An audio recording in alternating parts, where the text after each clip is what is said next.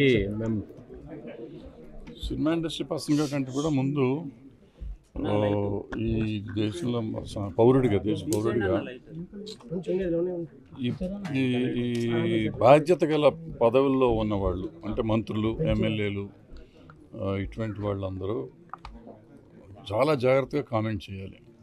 ఇప్పుడు నిన్న కొండా సురేఖ గారు చేసిన స్టేట్మెంట్ పర్టికులర్గా ఆవిడ చాలా రెస్పాన్సిబుల్ పొజిషన్ మినిస్టర్గా ఉన్నారు.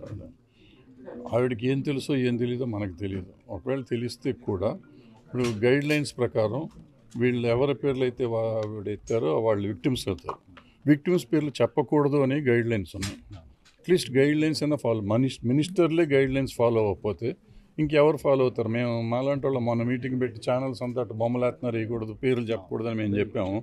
మరి మంత్రులే తప్పులు చేస్తుంటే ఈ చిన్న చిన్న వాళ్ళు యూట్యూబర్స్ ఏం చేస్తారు పాపం.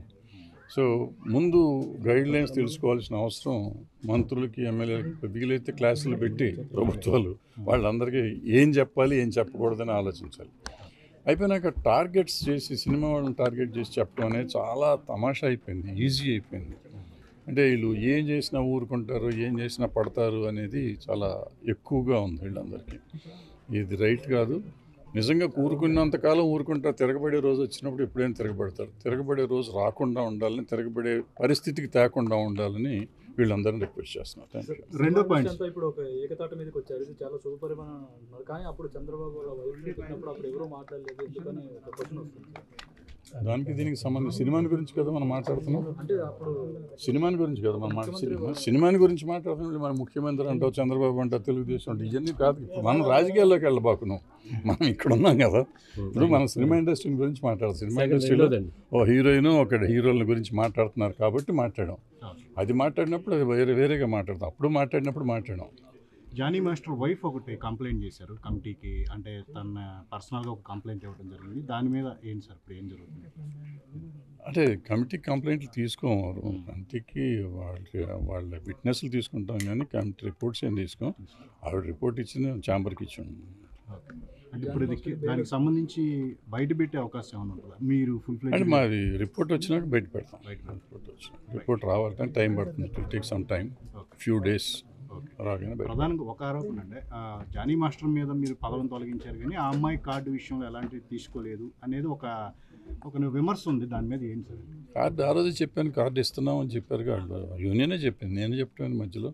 యూనియన్ అంతకు ముందే వచ్చి కార్డు ఇచ్చేస్తున్నాం అని చెప్పింది. కార్డు కూడా రెడీ అయిపోయి ఉంది, ఇస్తారు.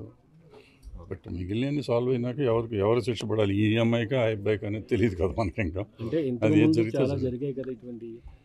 శ్రీరెడ్డి బట్టలిపి అక్కడ కూర్చున్నప్పుడు కూడా మీ కమిటీ కూర్చోలేదు. జానీ మాస్టర్ విషయంలో ఎలా కూర్చున్నారు? జానీ మాస్టర్ విషయంలోనే ఎందుకంతగా స్పందించారు అని మీరు అనుకుంటే నా తప్పు కాదు. అది మీకు తెలియని విషయాలు మీరు ఎక్కువ మాట్లాడదు. Thank you. కాదు కదా, నట్టి కుమార్ కూడా అదే కామెంట్ చేశారు. ఆయన అంటే ఆయనకి సమాధానం చెప్పాల్సిన అవసరం లేదు. ఇప్పుడు మేమేం చేస్తున్నాం అనేది మీకు తెలియదు. మీరు తెలుసుకుంటే మాట్లాడండి. If you have enough knowledge or enough evidence in that please speak. I will speak out. కొన్ని మేము చెప్పకూడదు అనుకున్నా చెప్పాలనుకుని చెప్తాం.